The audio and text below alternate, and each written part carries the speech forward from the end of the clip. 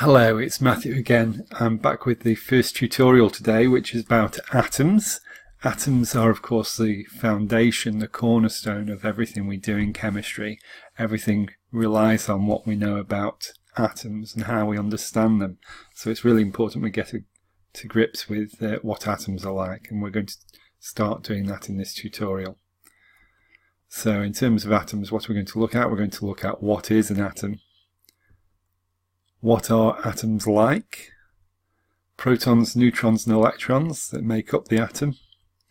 And then of how to draw a diagram of an atom, because we will be expected to do that quite often. So firstly, what is an atom? Well, it's the smallest unit of any element. It's the smallest thing that can be identified as being a particular element or a unit of matter. It comes from the Greek word for indivisible, meaning it can't be broken down further. It's the smallest part of an element.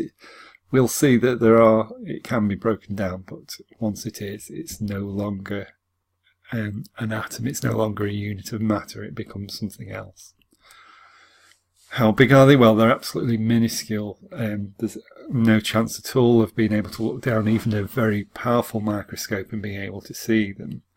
And actually, there's up to 1 million atoms across the diameter of a human hair. If you took a thick human hair and sliced it and then looked at across the diameter of it, you could fit up to about 1 million atoms across there. So they're absolutely tiny. And of course, we mentioned already that they're the basis of all chemistry. They are our foundation. What are they like? Well, they're made up of what we call subatomic particles, in other words, particles that are smaller than or make up atoms, subatomic. And these particles are the protons, neutrons and electrons. There is two regions, so there is a nucleus at the centre of an atom, and that contains all the protons and neutrons. And the nucleus is very small. That's very small even compared to atoms themselves. And then around the nucleus we have electrons orbiting in shells. This is rather like how planets will orbit the sun, except that we can actually have more than one electron in a shell. So the first shell or orbit closest to the nucleus can have 1 or 2 electrons in it. 2 is the maximum it can take, and then any shells outside of that can take up to 8. Here's what the structure of an atom looks like.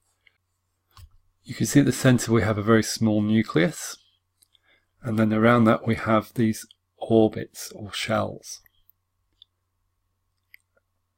And in these shells we have electrons. So 2 in the first shell being the one nearest to the nucleus, and this is a lithium atom, so we have 1 electron in the second shell because lithium only has 3 electrons.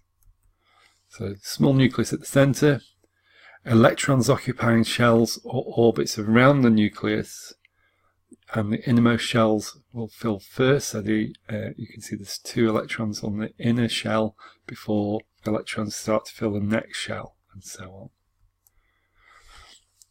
Okay, so talking about the subatomic particles, the protons, the neutrons and electrons, there are 2 things we need to know about each of these particles. So we need to know their relative mass, in other words, what these particles weigh relative to each other, and their relative charge, their polarity and relative size of their charge. There is a charge that some particles have. So here we have a table that will give you some information about the protons, neutrons and electrons. You can see that the nucleus contains the protons and the neutrons. We can see that the relative mass of protons and neutrons is 1. They are virtually identical mass to each other. Compare that to the mass of an electron, which is about 2,000 times smaller, and you'll see that the mass of an atom comes from its protons and its neutrons. You can also see that protons have a positive charge, and we call it +1. And the electrons are in the shells, the orbits. They orbit around the nucleus. They have a relative charge of -1. So the minus means it's the opposite charge to what's on the proton, and the 1 means that it's the same, the charge is the same sign. You can also see that the mass of the electron is very small, as we mentioned before. So how do we make a diagram of an atom? Well, we're going to start with a simple nucleus there. It's just going to be something like a black dot at the centre of our page, at the centre of where we're going to draw the atom. Then we're going to draw the first shell as a circle around the nucleus. And this is going to be centred on the nucleus. Then we need to think about how many electrons our atom has. Well, we're going to draw the lithium atom. So that has 3 electrons. So we're going to show the first 2 electrons in the shell we've drawn. If our atom happens to be hydrogen, then we don't have 2 electrons, so we'll only be able to draw 1 there, but every other atom has 2 or more electrons. Then we're going to draw the next shell as a bigger circle, also centered upon the nucleus. And we're going to mark up to 8 electrons in this orbit. We've only got 1 to make up our 3 that this lithium atom has.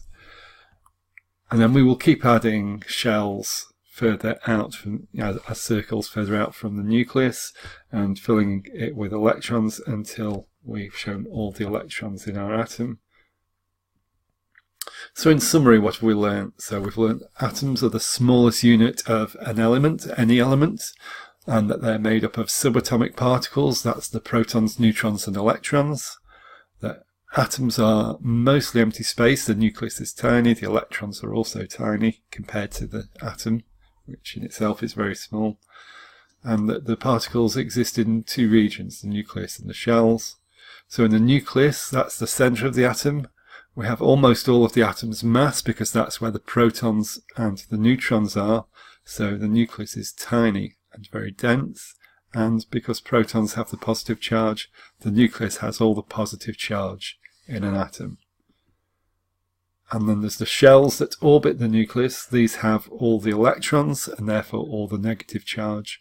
And the mass of an electron is very small, so the mass in the shells of an atom is very small. Okay, next we're going to look at some definitions. We're going to try and remove some confusion between phrases that get misused. Atoms, molecules, elements, compounds, mixtures. These words get mixed up very often. So we're going to have a closer look at what those words mean and how we should use them. See you soon.